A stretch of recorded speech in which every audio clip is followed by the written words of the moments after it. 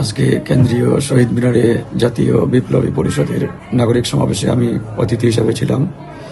তো আমি বক্তব্য দিয়ে যখন চেয়ারে বসে আমার পাশে নাগরিক বিপ্লবী পরিষদের সভাপতি, সে বলল, ভাই আপনার বক্তব্যে ছাত্রদলের নেতাকর্মীরা উত্তেজিত। তো আমি বললাম যে কেন, আমি তো বিএনপির বিরুদ্ধে কিছু এখানে বলি নাই বা ছাত্রদলের বিরুদ্ধে, তারা উত্তেজিত হবে কেন?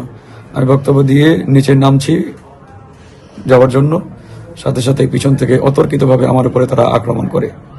তা আক্রমণ করার পরেই পরবর্তীতে আমরা নিশ্চিত হয়েছি যে এটা এই বিপ্লবী পরিষদের সন্ত্রাসীরাই এই আক্রমণ চালিয়েছে ছাত্রলীগের কায়দায়।